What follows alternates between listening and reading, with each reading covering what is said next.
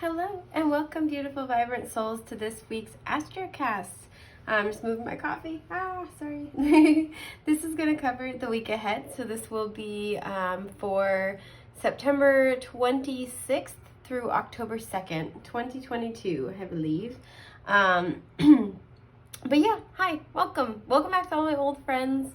Hello and welcome to all my new friends. I'm going to give a quick rundown of how astrocasting works for the unfamiliar, the uninitiated. So what we have in front of us is this circular board with that's divided into 12 equal segments. You guys, this Mercury Retrograde still getting me, but divided into 12 segments, and these represent the 12 houses of the Zodiac and their natural areas of rulership. Now, I do want to kind of say this with the caveat that this may play out differently for you based on your own personal astrology, as well as just the circumstances of your life journey and important transits. Mercury Retrograde is going to be concluding this week. It will be going direct, though there will still be a slight shadow period after. I believe the last day of Mercury Retrograde is the 1st, so woohoo, we're almost there, you guys. Excuse me. And yeah, so 12 houses of the Zodiac, natural areas of rulership. What I do for astrocasting is I reach in and we see our little teeny tiny tarot. Look at that. Look at that teeny little chariot. It's so cute. But I reach in blindly, you guys, I can't talk. Reach in blindly, take cards, and then pew, cast them onto the board. And wherever the cards land, I interpret the energy of the card and apply it to that area of life. So that's a basic understanding of how astrocasting works. I'm just checking to see that you guys can see everything in the frame, because I'm famous for putting things outside the frame. Awesome. Sorry guys, I apparently cannot talk today. I'm doing my best, so thank you for bearing with me. But yeah, that's astrocasting in a nutshell. Let's get started, my sweet, sweet loves. I hope you guys are having a phenomenal day wherever and whenever this is finding you. You certainly don't have to, but if you enjoy astrocasts, I would love if you could put something like that in the comments. I'm just trying to get a feel for what you guys like and don't like, so that way I can make adjustments accordingly to our beautiful blossoming community. Okay, here we go. So we have this Knight of Wands reversed, mostly in the 6th house, but bordering the 6th and 7th house. And so for those who are just joining us, as you see, when the top of the card is facing inward, I look at that as reversed, and obviously vice versa. If something like this is on its side pretty obviously, I take that to mean that the energy is in flux. So we have the 4 of Pentacles on its side bordering the 12th and 1st house. We have, the Knight of Pentacles on its side bordering the 9th and 10th house. And then the 2 of Swords on its side in the 8th house. So there's a lot of moving energy this week. The huge theme of this week is that there's not going to be a lot of external movement. This is usually like travel, fast forward movement, and it's reversed. This is usually a card of a stalemate and it's on its side. This is also kind of like a curmudgeon-y energy of just like things aren't really moving and changing. And then the Knight of Pentacles is the slowest knight in the deck. So, excuse me, not a lot is happening this week externally. I will say we have fire sign energy here, so Aries, Leo, Sagittarius. We have earth sign energy here, Taurus, Virgo, Capricorn. Either of those might apply. Even though the pages are more known for being messengers, some of you I feel like are waiting for a message. I'm just taking a sip of my coffee really quick. Also, I have to be honest, I was not this inarticulate before I started filming, so I feel like a key tenet of this week, or core tenet, key component, I was close, sort of, is going to be that it might be very hard to communicate. It might be very hard to find your words. Somebody might be struggling to find their words, or it's not even struggling to find their words, it's struggling to kind of get them out, because I'm not like struggling to figure out what I'm going to say, but I am having a hard time like moving my mouth fast enough and clearly enough so all the words are kind of like sticking together as they come out. And I'm saying this because if you've ever gotten a reading with me, which thank you if you have, I greatly appreciate it. I say this a lot where I'll like channel the energy of the situation, and until I address what weird things are going on with my body, they'll keep happening. So like, I'm just addressing this now so I can hopefully speak more articulately and eloquently for the rest of this reading. But yeah, so this is going to be the major thing. This is very much, I'm also feeling this energy of like, don't move, don't do anything, just, it's like everything in The Office. I have a philosophy for, don't, for any reason, ever, for whatever reasons, to whoever, like, it's that kind of energy. Okay, let me just dive in here. So the first thing I'm being drawn to is this Two of Swords in the 8th house. Something is changing, right? The Two of Swords is a stalemate energy. And it's one of the only 2 blindfolded cards in the tarot. And so,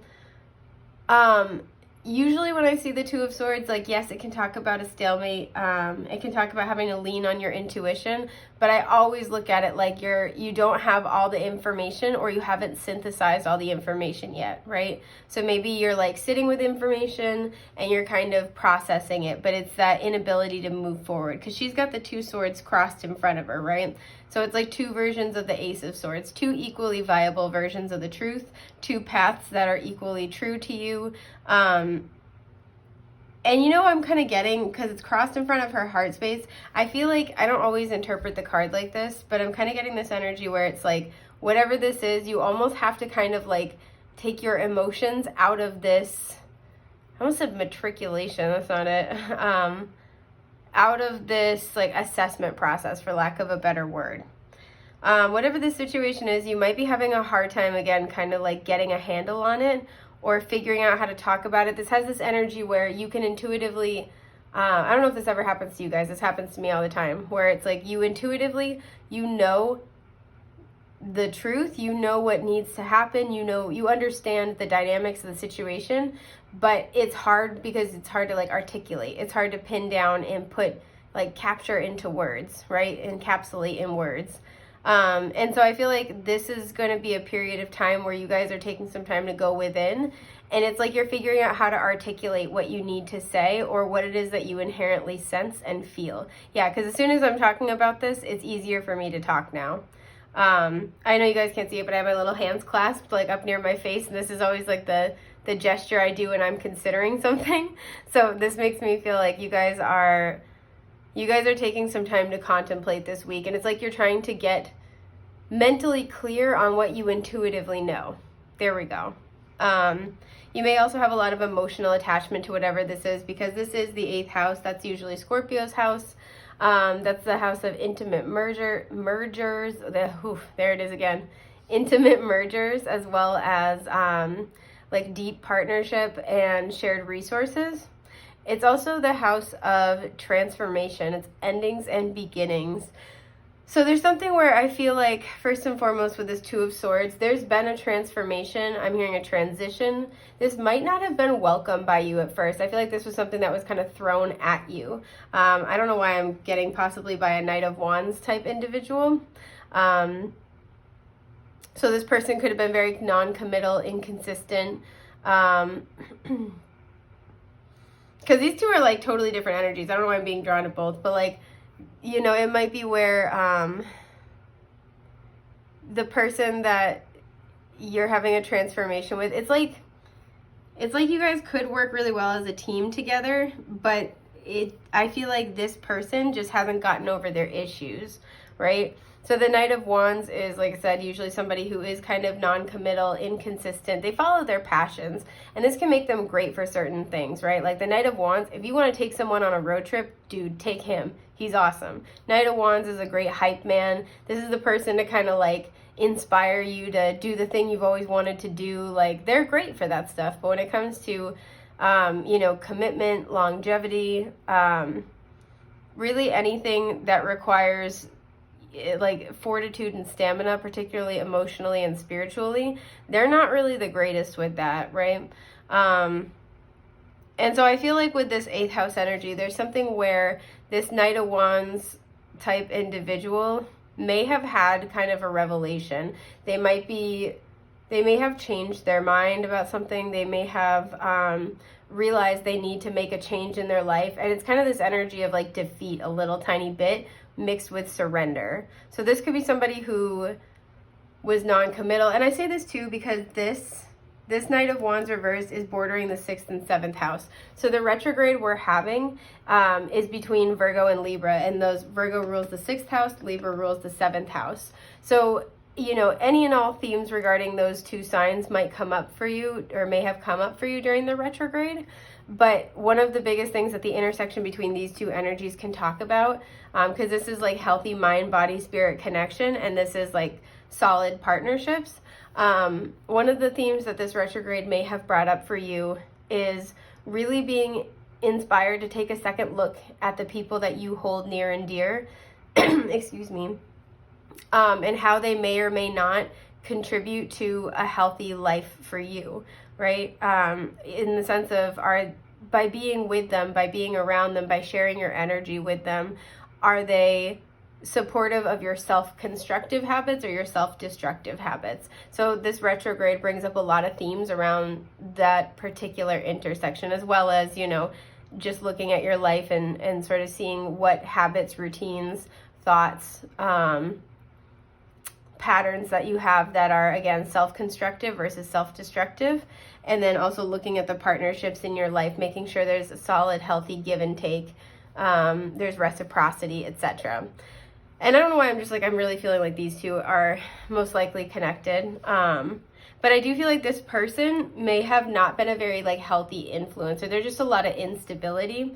It may be that I'm getting robbing Peter to pay Paul. So it's kind of like by being with this person or available to this person, or, you know, maybe you guys work together with that 6th house energy. By being partnered with this person in some way, shape, or form, I feel like it left you holding the bag quite a lot, right? I feel like, and again, they're drawing my eye to the Knight of Pentacles. I don't think these messages are related, but they're just drawing my eye here. You may have been more of this Knight of Pentacles, so, you know, slow and steady wins the race, consistent, you know, incremental, you invest more and more over time. And like, I feel like that's the energy you were bringing. And I feel like this person kind of, I don't want to say took advantage necessarily, because I think that carries a tone of like intentional manipulation, but I do feel like this person unintentionally did take advantage of that. They kind of knew deep down you would always be there, or they knew deep down that you would carry the weight of the partnership, especially with this like Virgo 6th house energy. That's a sign of service. And one of the things that Virgo and Libra can kind of share for different reasons is that they can both be a little overly self-sacrificial sometimes when they're in their shadow side or unhealed. And I think this person kind of, again, unintentionally took advantage of that. It's like deep down they knew, you know, you would always pick up their slack. You would always forgive them. You would always try to like work it out. Like this is the energy where like, you know, if they made a promise and they broke it, you're going to sit down with them and try to figure out why they did that and how to fix it for next time. And they knew that you would carry the weight of the partnership, right? Whether this is a friendship, a romantic partnership, something at work. It's like they knew that you would carry the weight that they didn't want to. And because the Knight of Wands is reversed, I feel like this person has had a change of heart. This person might have had to come face to face with their own behaviors. They may have gotten a taste of their own medicine. Excuse me. I'm seeing somebody like, okay, I'm seeing like, it's almost cartoony, like him on his horse, like crashing into a wall. They may have like taken off and kind of left you behind, or like abandoned the partnership thinking that there's going to be something better on the other side. And I feel like they've just kind of hit a wall, and it's really been eye-opening for them. Now, I will say for some of you, this person, they are changing, but their motives are still selfish. They're changing because they realize what they used to do isn't working for them anymore, and they want to try to come back around and make amends with you and possibly like repair and, you know, have a fresh start. But it's not like they're sitting there being like, oh, I really hurt this person, or like, oh, my actions were really unfair to this person. I'd like to grow. I'd like to be a better person. I'd like to make it up to them. So for some of them, it's still going to be somewhat selfishly motivated, where they're like, ooh, okay, you know, I did XYZ and then this was the consequence. Excuse me.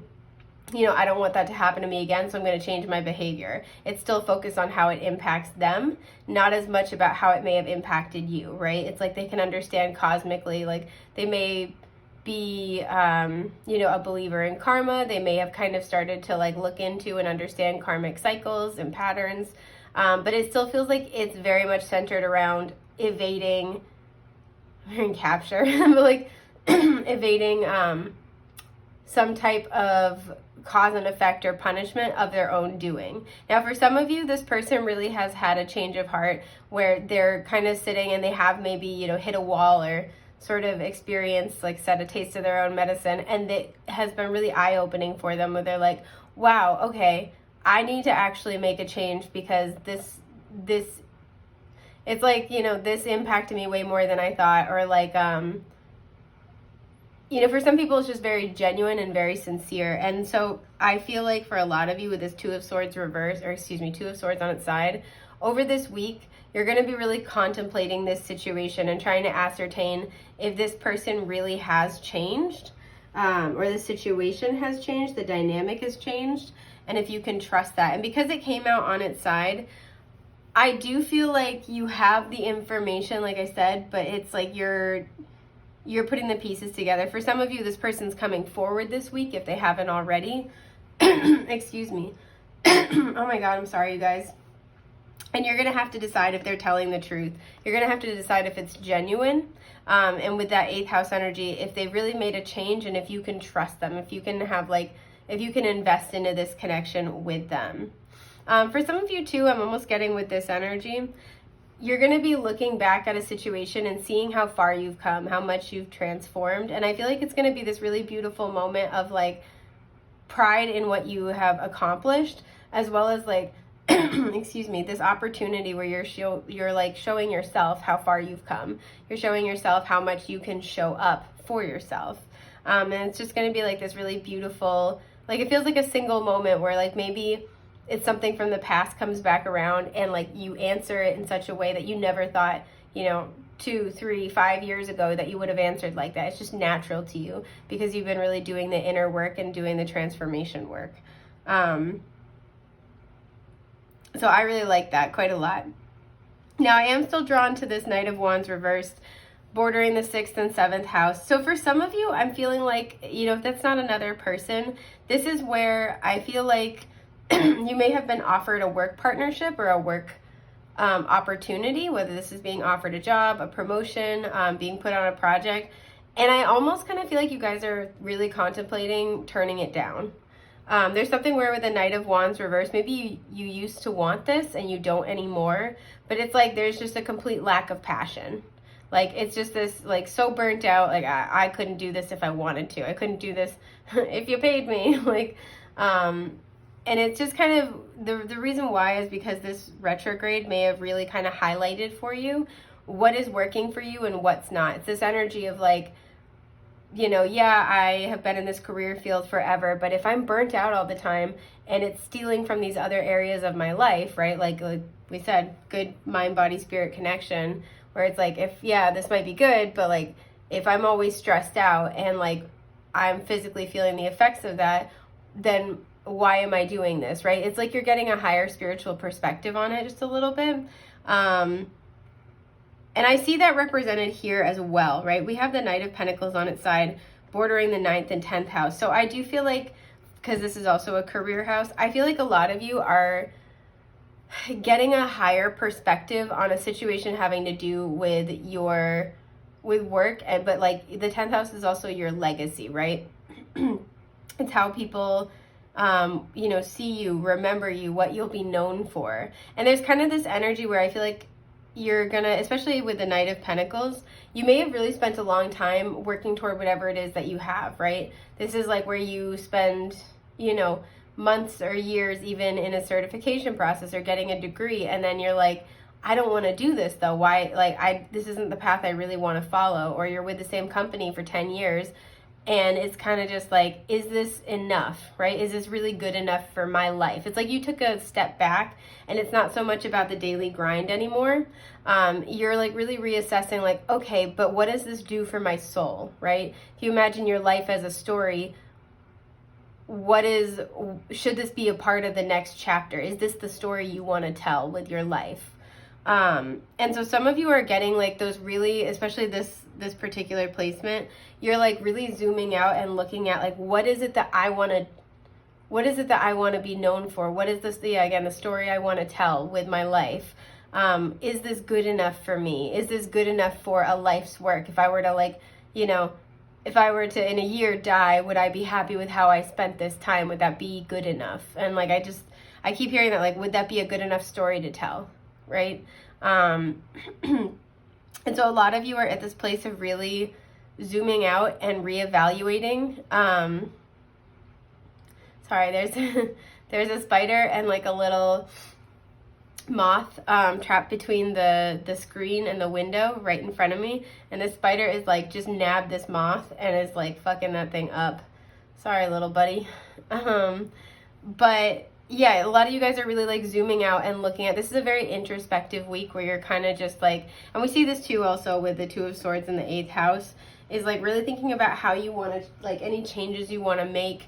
And these are like big changes, like I'm making a huge leap here. And this is because I feel you've already done a huge amount of the transformation work energetically, and it's kind of doing, I talk about this a lot too if you've ever gotten a reading with me, where we do the inner work and then it creates like a ripple effect outward. So we can change our internal frequency and like raise our vibration, and then our external reality takes a little bit of time to catch up and to match that, right? This is why it can be frustrating when it's like, I'm doing all the work, but nothing seems to change.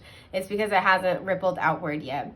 And there's kind of this energy here about like, you've already done the inner work, and now it's starting to kind of like ripple outward, and you're asking yourself, okay, if I'm going to ride this wave, where is it that I want to take it? It's like, what you don't want to do anymore.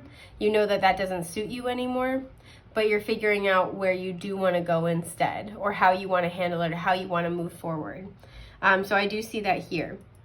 And then we have the Four of Pentacles on its side, bordering the 12th and the 1st house. So this is the last and then the 1st house of the Zodiac. And what I feel like this is exactly what we've just been talking about, right? Because the 12th to the 1st can indicate kind of a rebirth to a certain extent, or like allude to a rebirth. And I feel like you're just spending a lot of time getting really clear, because if you think about it, it's usually Pisces rules the 12th house and Aries rules the 1st house. And it's like, I feel like you're spending a lot of introspective time, possibly really in your feelings, gaining that higher spiritual perspective about the journey that you've been on, right? And seeing how all the pieces fit together, to bring you to where you are, and like utilizing this kind of introspective energy to think about where you want to go, right? And with the Four of Pentacles on its side, I feel like you're really going to be deciding as you step into this new chapter, what you want to keep and what you don't, right? The Four of Pentacles can be talking about firm foundations, but it can also talk about being stuck, right? And holding on to things. And so I feel like you're deciding a lot this week what you want to hold on to and what you don't.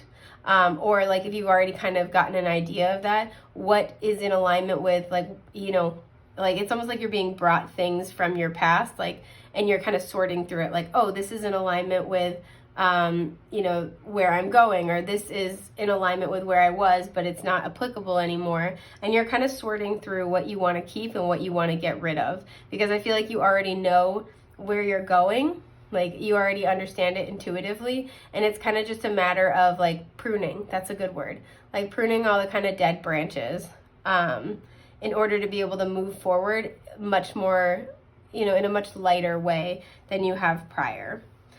So I think this is just about everything I'm seeing for the week ahead, love bugs. I hope this has been helpful. Thank you so much for being here. As always, it's a joy to get to read for you. And I hope to see you again moving forward. Take care. Bye.